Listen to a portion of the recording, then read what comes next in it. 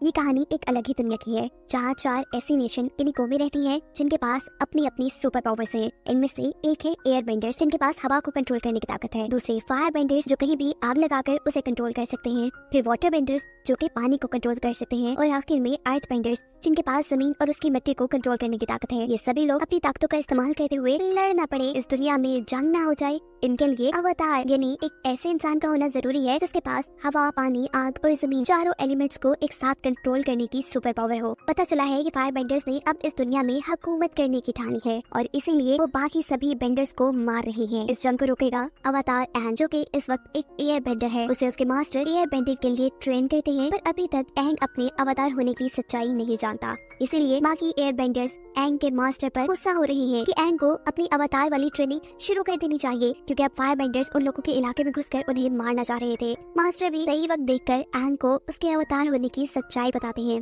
और कहते हैं कि तुम्हें जल्द ही ट्रेनिंग पूरी करके फायर बेंडर्स की तरफ से होने वाले इस जुल्म को रोकना होगा। एंग, जो कि बस 12 साल का था, ये सारी बातें समझ नहीं पाता। इतनी बड़ी जिम्मेदारी से घबराते हुए वो मास्टर से कहता है कि मैं अवतार नहीं बनना चाहता। इन सब चीजों ने उसका मूड भी ऑफ कर दिया था, जिसे ठीक करने के लिए वो अपने पेट से बातें करता है और उसके साथ उड़कर सैर पे चला जाता है, जबकि उसके पीछे पीछे उसके इलाके में आग का हमला हो चुका था। फायर बेंडर्स ने एयर बेंडर्स के पूरे ही टेम्पल को थोड़े ही टाइम में तबाह कर दिया था। वो लोग सभी एयर बेंडर्स के साथ ही एंग के मास्टर को भी मार चुके थे और जो बचा था वो सिर्फ एंग ही था, जो अपने पेट के साथ सैर पे निकला था। पर तूफान की लपेट में आकर वो पानी में गिरता है। इससे पहले कि वो पानी में डूब जाता, हमें दिखाया जाता है कि उसकी अवतार की ताकतें जागी हैं। उसके सर में बने टैटू से तेज रोशनी निकली थी। इस सीन के बाद कहानी में पूरे 100 साल गुजर जाते हैं और अचानक एक बर्फीले पहाड़ में से तेज रोशनी निकलने के साथ एक बड़े धमाके की तरह वो पहाड़ फट जाता है, जिसमें से अब एंग निकला था। ये वाटर बेंडर्स का इलाका था, जहाँ कटारा नामी वाटर बेंडर अपने भाई के साथ ट्रेनिंग कर रही थी।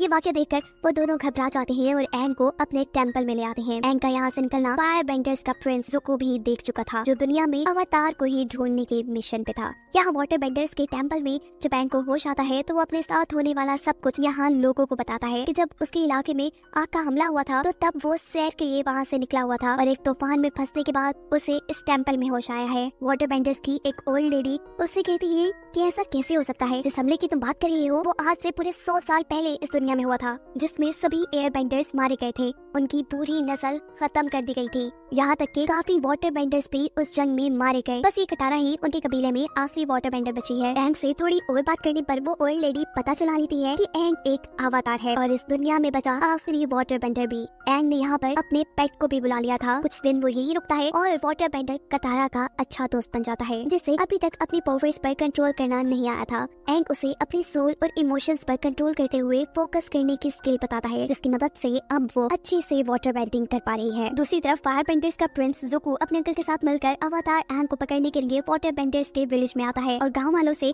जब शराफत के साथ एंग को उसके हवाले करने का कहता है तो उसे बचाने के लिए कटारा का भाई ज़ुको को लड़ने का चैलेंज दे देता है। ज़ुको एक ट्रेंड फायर बेंडर था, जबकि उसके सामने एक आम इंसान जिसे वो बड़ी आसानी से हरा चुका था। इससे पहले कि वो अपने सामने वाले लड़के को मार देता, लड़ाई खत्म करने के लिए एंग सामने आता है और उनके साथ चला जाता है। एंग को शिप के जेल में डाला गया था। एंग यहाँ अपनी एयर बेंडिंग की स्किल्स का इस्तेमाल करते हुए बड़े ही आराम से अपनी कैद की चाबियां चुरा यहाँ के सिपाहियों को चकमा दे कैद से निकलकर ज़ुको की इस शिप का विजिट करता है, जहाँ उसे अवतार पे लिखी ज़ुको की किताब मिलती है, जिसे चुरा जैसे ही वो शिप से उड़ता है तो ज़ुको की नजर में आ जाता है। ज़ुको आग से एंग पर हमला कर रहा था, जिससे बचते हुए इससे पहले कि वो पानी में गिरता, कटारा और उसका भाई एंग को उसी के पेट पर बचाने वहाँ पहुँच चुके थे। ये लोग एयर बेंडर्स के टेम्पल में जाते हैं, जहाँ सब बर्बाद था। वहीं जब एंग को अपने मास्टर की हड्डियां नजर आती हैं तो दुख और गुस्से से उसका बुरा हाल हो जाता है। ऐसे में उसकी सारी अवतार की पावर